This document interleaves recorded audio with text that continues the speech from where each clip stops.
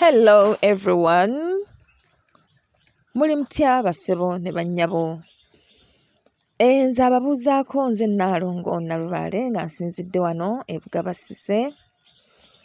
Ku lusozi Kiwamirembe eyo awagabirwa emirembe gyonna bannange. Muli mutya abantu bange, mugyebale gyonna gye mutuusaako engalo. Mwebale kukola bannange. Twakiraba nga tulina okukola kubanga nazzi kuno nga bajjajjaffe bakozi era bamanyiddwa mu byafaayo nga bakozi era abatetenkanya. Kale naffe okusinziira nti obulamu buno bwe tulimu tusikira busikire, tuteekeddwa okuba nga tutambulira mu bigere byabwe. Tuzze nate era tulabe omulamwa gwaffe guno ogw'ekikolo n'eddagala. Twagamba nti eddagala lino omutonzi yaliteeka ku nsi kuno era n'awa bajjajjaffe okumanya buli ddagala naki kye lisobola okukola. Eyo bannasayansi gye baabasangira ne bongerezaako bwongereza nga bakakasa bukakasa nti mu butuufu eddagala eryo likolera ddala nga abakadde bwe baagamba era likola ne ku kino ne ku kiri ne ku kiri okusinziira ku birungo ebirimu, naye nga bo bajjajjaffe baali baalimanya dda. Era na wano we twogerera wano waliwo eddagala erikola naye nga bannassaayansi libatabula. Batakula emitwe ne bagamba naye oba likikola litya, nga balinoonyerezaako naye nga tebamanyi bwe likola naye nga ate likola. Obwo bwe twagamba bwe bayita obuyinza obubeera mu kintu nga bukwasiddwa abantu bassekinnoomu ab'olulyo olwo okuba nga batambuza ekintu ekyo. Bwe tuba nga tuli banozi ba ddagala kiba kitambulira mu musaayi gwaffe mu bujjajjaffe. Lwakuba munnange tulina ebizibu bya mirundi ebiri. Abamanyi eddagala batuuka ne balyekomya nga balinga abagamba nti kya bugagga kyabwe ng'ate tebagala kulibuulira bano abato, omugigi omuto n'obeera awo ng'ogamba nze kale jjajjange yajjanjabanga abantu ku kyalo naye munnaye nze teyandaga ddagala. Owulidde naye ng'ate ggwe oli muzzukulu we nga yalibadde alikulaga munnange n'osigala ng'okitambuza. Awo we twebaliza aba famire waliwo famire gye ttera okuwulirako ey'abali baawo, abayunzi abasobodde okutambuza omulimu ogwo okuva ku mugigi ne gudda ku mugigi ne gudda ku mugigi. Singa naffe tusobola okuyiga enkola eyo bw'etyo nga bwe tuba tufunye ekintu kyaffe oba tuli bayunzi ne tukitambuza, taata n'akimanya n'akiyigiriza abaana, abaana ne bakiyigiriza abaana baabwe, ne kiba nga kitambulira mu musaayi, kiba kya nkizo. Omwana ng'oyo azaaliddwa mu famire ennyunzi ate singa agenda n'asoma eby'amagumba ate bannange aba musuffu bw'agatta wano mu Kiganda n'agatta wano mu Kizungu, ate tuba tulina abakugu bali. Kale nno olwaleero tuzze ekyo nkyogeddeko mukirowoozeeko nammwe mukirabe. Bwe mba mulina kye musobola okukola ewaka eyo eky'enjawulo mukikulaakulanye ate mukakase nti kiba kya bugagga kya famire yammwe okubeera nti kinaagasa emigigi gyonna n'okugasa eggwanga kubanga kati naawe ne famire yo ye contribution gye muba mukola eri eggwanga lino ne mmanya nti affe mu ggwanga lino bannaye tuli bayunzi era nga buli omu abeenyumiririzaamu. Abatannayitira mu kkubo lyammwe ayinza obutabamanya naye ate aba abawulira era amanya nti awo wenfunye ekizibu bwe kiti abo weebali okunnyamba. Owulidde? Wembeerera awo nga nina obuzibu n'empewo z'ennyanja, Nnaalongo gy'ali essese ne famire ye era ne bw'aba nga taliiyo abaana gye bali, abazzukulu gye bali, kale kwegamba ensonga eyo esigala etambula buki bulungi. Hallo. Waliwo yagambye mbu naye maama nga weeyagaliza munnange. Okweyagaliza si kibi era kye kyasinze obulungi. Gwe weewuunye olowooza bameka abagenda okukwagaliza? Weebuuze bakumanyi n'okumanya. Kati bwe baba tebakumanyi gwe oba osooka okweyagaliza. Buli kalungi keeyagalize era okole nnyo okuba ng'okatuukako nga bw'osaba ne bajjajja bakuteeremu obwangu n'omukisa olabike ng'okafuna weewaawo. Olwaleero tuzze nga tugenda kulaba eddagala lyaffe entuntunu. Entuntunu eno ddagala kkulu nnyo eriffe abali mu ddagala lino ery'ekinnansi ery'obutonde. Entuntunu eno ekula eba n'ekikoola nga kiringa kya ovoish, kwegamba kyekulungirivu mu kko, kiba kiweweevu mu kikula. Bw'oba nga okirumyeko kikaayirira okukaawa okusaamusaamu, so si kuli okubaalaala ng'okwejjobyo oba okw'omululunza, naye ng'eba ekaayirira mu kko akatonotono. Tetera kuwanvuwa. Bw'eba efunye embeera esobola okulanda naye ng'ebiseera ebisinga etuula ku ttaka. Entuntunu zino nazzikuno nga zeemeza zokka, naye kati zaalabikako n'abazirimu obuki obulimi. Bannaffe Abazungu baziyita golden berry, abalala baziyita cape gooseberry. Kale bw'oba oyagala nga okwongera okuginoonyerezaako, ago ge mannya g'oteekamu n'ofuna entuntunu eno. Erimu ebirungo nga ddagala ate era erimu ebirungo nga mmere. Kale ggwe ayina omulwadde, bano basaagala kulya naye ng'asobola okunywa eddagala ku kajiiko, muyengere entuntunu eyo omuwe anyweko. Bw'aba anywedde ajja kusobola okufuna vitamiini zonna era nga ajja kuba ng'asobola okufuna minerals omuli potassium, iron, copper, magnesium. Erimu ne fatty acids nga omega 3. Kale eyamba nnyo naddala abantu abalwalidde akaseera akawanvu. Omuntu n'alwalira akaseera akawanvu n'abeera nga obulwadde bumuluddemu, bw'omuwa entuntunu eno ayanguwa okusituka n'apiikinga, obulamu ne buddawo.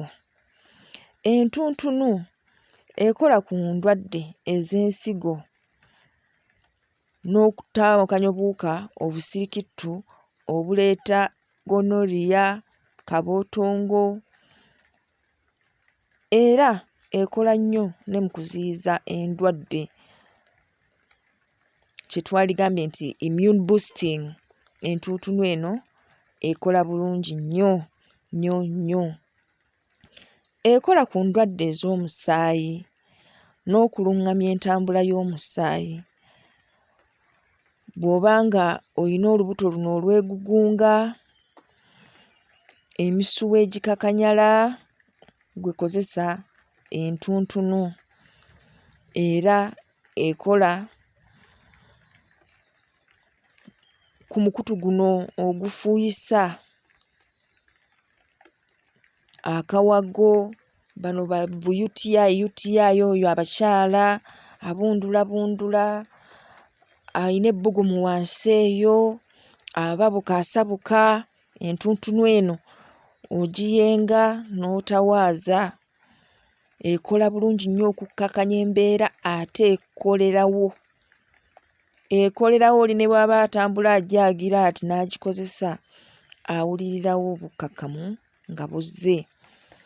Entuntunu ebbalansinga amasannyalaze g'omubiri era bw'etyo n'eba ng'ereetera omubiri okuba nga gufuna amaanyi. Entuntunu eno bwe tuba tugikozesa, entuntunu teba ya kufumba. Entuntunu tuyenga nnyenge oba ne tugiteeka mu blender nga tufunye ebikoola byaffe ebyo ne tubyozaako, ne tuteeka mu blender ne tukola ka juice ako, oba ne tuyenga ne tukola ki?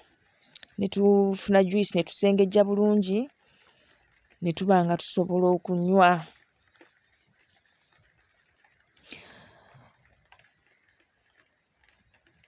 Entuntunu ejjanjaba endwadde ez'ebinywa n'ennyingo. Bwe twogera ku ndwadde ez'ebinywa n'ennyingo, eriyo bannaffe abayina ebinywa nga bawoza ate tebiyina maanyi. Nywa entuntunu. Mukitegedde, ekyo ekinywa kye njogerako mukitegedde, ekinywa ekyo lwakuba mumanyi okikakanyaza ne mulowooza nti lifuuse eggumba naye munnange kinywa. Kale bw'owulira nti eddagala lya binywa kiba kitegeeza liyamba nnyo ku nsonga eyo. Era mwagala nkyogere, abalina amaanyi amatono naddala abasajja, entuntunu eno ejja kubakolera bulungi. Entuntunu tugikozesa ffe ng'abakyala okweziyiza endwadde ezo, naye ne bwe tuba tulina embuto okusinziira nti erimu ebirungo bingi, entuntunu eno eba nnungi n'oginywako naddala olubuto olwo nga lukyali lutoototo. Abaagala okuzaala baginywa, bano abeesika, abaana nga yeesika, agw'ensimbu, muwe ku ntuntunu anywe. Kale entuntunu eno teyalibuze waka, mugisimbe awo ku lusebenju ebeerewo ng'oggyeko ebibala ebyo okuba nti biwooma nnyo. Naye ate entuntunu ejjanjaba ebintu bingi, ejja amazzi mubiri era ejjanjaba obuzimbu n'ebizimba ebya buli kika. Waliwo bano banzimbye amagulu, kozesa entuntunu. Waliwo bano banina ekizimba oba kya kkansa oba si kya kkansa, gwe kozesa entuntunu. Kozesa entuntunu eno, tugambye nti si ya kufumba. Emirandira ddagala, kale ejja emirandira tusobola okugifumba, naye n'ekibala kyennyini ddagala, n'ekikuta kino ekibikka ekibala nalyo ddagala. Kwegamba ku ntuntunu buli kimu ddagala. Naye tugambye nti emirandira gino tusobola okugifumba, kajjaketi kano tusobola okukafumba oba ne tukakolamu ensaano era ne kaba nga katuyambako okujjanjaba endwadde zino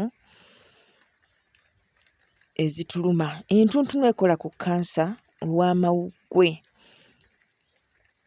n'ow'omu musaayi.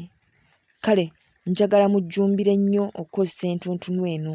Twalaba ne tugamba nti eddagala lino ery'ekinnansi libeera nnyo nnyo nnyo effective ng'olikozesezza liri preventative.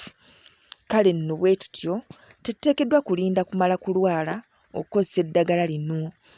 Mmwe abagamba nti ate fatirite yange eri wansi, tukyogeddeko, abakyala n'abaami mukozese entuntunu, gikozese. Ogambe nti ennaku zino 7 ŋŋenda kunywa ku ntuntunu, ŋŋenda kuginywa, nja kuginywa oba olunaku omulundi gumu oba 2, naye nga nginywedde.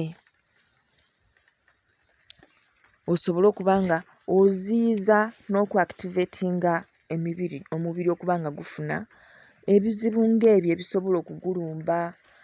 Tolinda kulwala. Ndaba abaana awo nga bazitambuza entuntunu ezo. Naye muzoozaako bulungi kubanga kati omanyi ennaku zino twafunamu obuzibu bw'okufuuyira. Kati abaasalawo okuzirima ate bo bazifuuyira kadagala nga bw'obimanyi munnange. Obusaanyi buzaagala n'obuwukawuka obulala. Kale mu ngeri eyo bw'oba ng'osazeewo nti ogenda kugirima ogifunemu akasente, oba toyinza kwewala kugifuuyira, naye ng'era tusaba bannaffe abali mu kulima eddagala, ebintu ng'ebyo eby'omugaso ennyo gye tuli,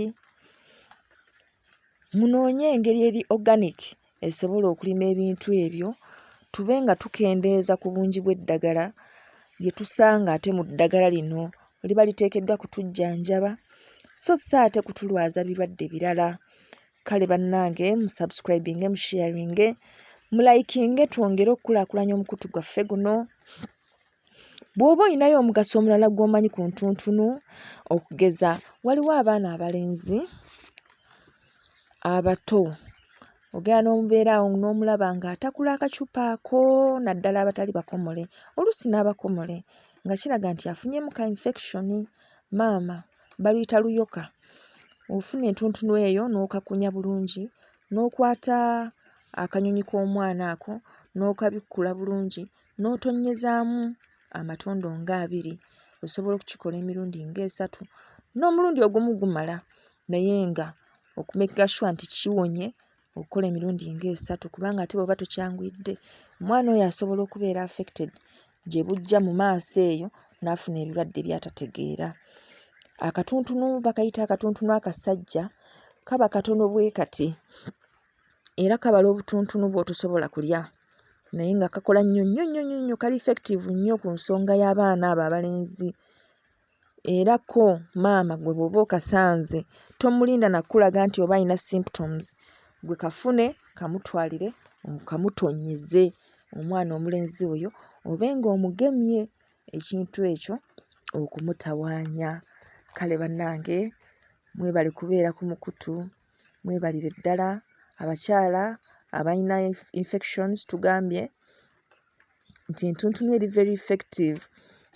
Kaziba ensundo zino ez'emabega osobola okuginywa nga bw'oteekayo okunya n'oteekayokko embeera n'ekkakkana. Kale enzijanjaba y'entuntunu eri so miraculous nti yeewuunyisa. Olaba nga ekintu eky'okuzannya naye bw'oba ogikozesezza munnange yeewuunyisa. Kale mugyettanire mugikozese entuntunu eyo mube nga musobola okubeera abalamu obulungi. Mujja kumbuulira abakyala mujja kumbuulira ebyo bikandidakandida tebimanyi ebyo. Gwe kozesa ntuntunu gifune giyenge bulungi bw'omala okunaabako obulungi gitawaaze giyenga ogiteeka awo mu kacupako ng'ogisengezza bulungi. Omanye nti bw'omala okunaaba n'otawaaza bulungi ne sabbuuni ono atawaaza waliwo sabbuuni ali intimate gwe baatukolera ffe abakyala ng'alina pH ennungi so oyo sabbuuni oba olina omwetaaga kubanga kati ono owa bulijjo si mulungi atawaanya pH y'ekifo ekyo naye bw'oba okozesezza oyo gwe baateekawo kubanga akola ebintu ebyo bw'omala tawaaza ku ntuntunu eyo ogitawaaze bulungi nga bwe tutawaaza.